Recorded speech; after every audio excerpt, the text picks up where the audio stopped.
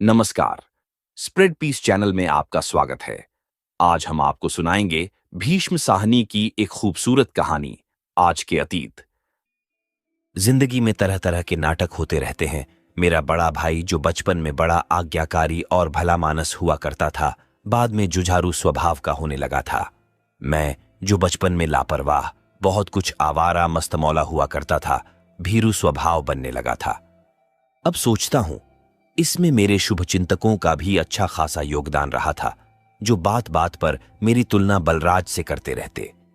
जिसके मुंह से सुनो बलराज के ही गुण गाता।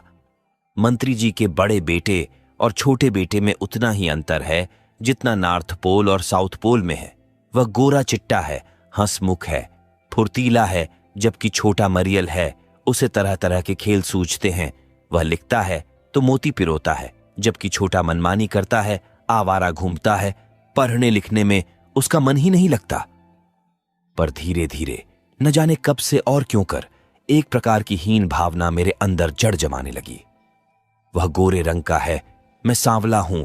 वह हष्टपुष्ट है, मैं दुबला हूं। वह शरीफ है, मैं गालियां बकता हूं, टप्पे गाता हूं। अब तक तो हमारा रिश्ता बराबरी का रहा था। ये सब सुनते जानते हुए भी मैं उससे दबता नहीं था। कोई कुछ भी कहता रहे, मैं अपनी राह जाता था। पर अब लोगों की टिप्पणियां सुन सुनकर मेरा मन बुझने लगा था। धीरे धीरे हमारे बीच पाए जाने वाले अंतर का बोध मुझे स्वयं होने लगा था और मैं अपने को छोटा महसूस करने लगा था। यहां तक कि मैं मानने लगा था कि मैं जिस मिट्टी का बना हूं उसी में कोई दोष रहा होगा। मैं उससे ईर्ष्या तो करता ही था, पर यह ईर्ष्या मुझे विचलित नहीं करती थी। मैं अपनी धुन में जो मन में आता करता रहता था, पर अब मैं उससे खम खाने लगा था। अब एक ओर ईर्ष्या, दूसरे अपने छुटपन का बोध और इस पर उसके प्रति श्रद्धा भाव, ये अजीब सी मानसिकता मेरे अंदर पनप रही थी। पहले उसकी पहलकदमी पर चकित हुआ करता था। उसे नए नए खेल सूझते हैं, मैं उत्साह से उनमें शामिल हो जाता, पर हमारे बीच बराबरी का भाव बना रहता। पर अब तो वह मेरा हीरो बनता जा रहा था। यदि उसके प्रति मेरे अंदर विद्रोह के भाव उठते तो बेहतर था, तब मैं अपनी जगह पर तो खड़ा रहता। अब तो जो वह कहता वही ठीक था। मैं उसका अनुसरण करने लगा था और चूंकि वह मुझसे प्यार करता था, बड़े भाई का सारा वात्सल्य मुझ पर लुटाता था, मैं उत्तर उसका अनुगामी बनता जा रहा था। वह नाटक खेलता तो मैं भी बड़े चाव से उसके साथ नाटक खेलने लगता। वह तीर कमान चलाने लगता तो मैं भी वही कुछ करने लगता और इस वृत्ति ने ऐसी जड़ जमा ली कि धीरे धीरे मेरी दबंग तबीयत शिथिल पड़ने लगी। इस नए रिश्ते को मेरे प्रति उसके स्नेह ने और भी मजबूत किया। जब मैं उससे झगड़ता तो वह मुझे बाहों में भर लेता। एक साथ एक ही बिस्तर में सोते हुए जब मैं गुस्से से उसे लातें जमाता, उसके हाथ नोच डालता, तब भी वह मुझ पर हाथ नहीं उठाता था। इस तरह मेरी अपनी मौलिकता बहुत कुछ दबने लगी थी। यह श्रद्धा भाव मेरे स्वभाव का ऐसा अंग बना कि धीरे धीरे हर हुनरमंद व्यक्ति को अपने से बहुत ऊंचा और स्वयं को बहुत नगण्य और छोटा समझने लगा। हम लोग अपने घर में ईश्वर स्तुति के भजन गाते थे, संध्योपासना से जुड़े मंत्र, नीति प्रधान दोहे, चौपाइयां आदि, पर ये लोग साहित्यिक कृतियों की अधिक बातें करते। अब सोचता हूं तो दूर में ही घर में ऐसा माहौल बनने लगा था। मां के मुंह से सुनी हुई कहानियां, विषाद भरे गीत, आर्य समाज के जलसों में सुनी दृष्टांत कथाएं, जलसों प्राप्त होने वाले कहानी संग्रह आदि हमारी रुचियां यदि साहित्योन्मुख हुईं तो इसका श्रेय बहुत कुछ हमारे घर के वातावरण को है और उसमें इन फुफेरी बहनों की बहुत बड़ी देन रही। किसी झटके से हम लोग साहित्य की ओर उन्मुख नहीं हुए तो इसके पीछे कोई विशेष निर्णय अथवा आग्रह रहा हो, ऐसा नहीं था। कोई नया मोड़ काटने वाली बात नहीं थी। निर्णय करने का अवसर तब आया था जब साहित्य सृजन को जीवन में प्राथमिकता दी जाने लगी थी। तब अन्य सभी व्यस्तताएं गौण होने लगी थीं। जन्मजात संस्कारों की भी संभवतः कोई भूमिका रही होगी। हमारे घर में जब कभी हमारे पूर्वजों की चर्चा होती तो मां हमारी दादी के बहुत गुण गाया करती। वह तो उन्हें देवी कहा करती। जब भी उनकी बात करती तो बड़े श्रद्धा भाव से। एक घटना की चर्चा तो वह अक्सर किया करती। तुम्हारी दादी भी कवित्त कहती थीं, ईश्वर भक्ति के, बड़ी नेम धर्म वाली स्त्री थीं, पूजा पाठ करने वाली, देवी थीं देवी। और मां सुनाती, तुम्हारे पिताजी का छोटा भाई भरी जवानी में चल बसा था, न जाने उसे क्या रोग हुआ, देखते देखते चला गया। तुम्हारी दादी के लिए यह सदमा सहना बड़ा कठिन था, पर वह शांत रहीं। अपने जवान बेटे का सिर अपनी गोद में रखे सारा वक्त जांप करती रहीं। जात बिरादरी की औरतें टिप्पणियां कसती रहीं। हाय हाय, यह कैसी संगदिल मां है। जवान बेटा चला गया और विलाप तक नहीं करती, रोती तक नहीं। इस दिशा में एक और चौंकाने वाला अनुभव ही हुआ। बरसों बाद जब मैं स्वयं कहानियां लिख लिख कर पत्र पत्रिकाओं को भेजने लगा था और पिताजी मेरे भविष्य के बारे में शंकित से हो उठे थे, तो एक दिन अचानक ही कहने लगे, मैंने भी एक बार नॉवेल लिखा था। मैं चौंका। ये मेरे लिए सचमुच चौंकाने वाली बात थी। पिताजी तो व्यापारी थे और हम दोनों भाइयों को अपने ही कारोबार में शामिल करना चाहते थे। आपने कभी बताया तो नहीं? मैंने कहा। 10वीं कक्षा की परीक्षा दे चुकने के बाद मैंने वह नॉवेल लिखा था। फिर क्या? बात आई गई हो गई। उन्होंने इस लहजे से कहा, मानो मूर्खों की सी हरकतें छोटी उम्र में हर कोई करता है, इसमें अचरज की क्या बात है। संभव है कहीं न कहीं साहित्य सृजन में हमारी रुचि किसी हद तक हमें संस्कार रूप में अपने परिवार से मिली हो। और बलराज की साहित्यिक रुचि तो शीघ्र ही कविता में व्यक्त होने लगी थी। गुलदस्ता से क्यों तूने ठुकरा के मुझे फेंका? गो घास पे उगता हूं, क्या फूल नहीं हूं? उन्होंने 15-1 वर्ष की अवस्था में यह शेर कहा था, और जब भगत सिंह को फांसी दी गई तो बलराज ने पूरी की पूरी कविता अंग्रेजी में भगत सिंह की पुण्य स्मृति में कह डाली थी। हम अपने संस्कार सचेत रूप से ग्रहण नहीं करते। कब कौन सी घटना कहीं गहरे में अपनी छाप छोड़ जाए, हम कुछ नहीं जानते। कुछ यादें मरती नहीं हैं। कुछ घटनाओं अनुभवों की यादें तो बरसों बाद भी दिल को मथती रहती हैं, भले घटना अपना महत्व खो चुकी हो और उसका डंक कब का टूट चुका हो। ऐसी ही एक याद मेरे हॉकी संबंधी अनुभवों से जुड़ी है। कॉलेज में दाखिले के दूसरे साल मैं कॉलेज की हॉकी टीम में ले लिया गया था और उस दिन मुझे यूनिवर्सिटी टूर्नामेंट का पहला मैच लॉ कॉलेज के विरुद्ध खेलने जाना था। मेरा दिल बल्लियों उछल रहा था। आखिर मेरे दिल की साध पूरी हुई थी। अब भी उस घटना को याद करता हूं तो दिल को झटका सा लगता है।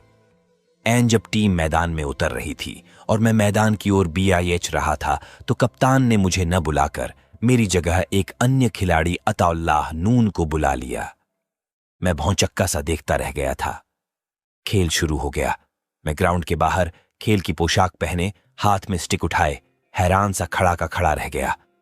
फिर मेरे अंदर ज्वार सा उठा और मैं वहां से लौट पड़ा, साइकिल उठाई और घर की ओर चल पड़ा। मैं थोड़ी ही दूर गया था जब दूसरी ओर से कॉलेज की टीम का एक पुराना खिलाड़ी प्रेम साइकिल पर आता नजर आया। वह मैच देखने जा रहा था। मुझे लौटता देखकर वह हैरान रह गया। क्यों? क्या मैच नहीं हो रहा? लौट क्यों रहे हो? मैंने केवल सिर हिला दिया। वह आगे निकल गया। मैं बेहद अपमानित महसूस कर रहा था और रोता हुआ घर पहुंचा। घर लौटते ही मैंने हॉकी स्टिक को कोने में रखा और मन ही मन गांठ बांध ली कि अब हॉकी के मैदान का मुंह नहीं देखूंगा, हॉकी स्टिक को हाथ नहीं लगाऊंगा।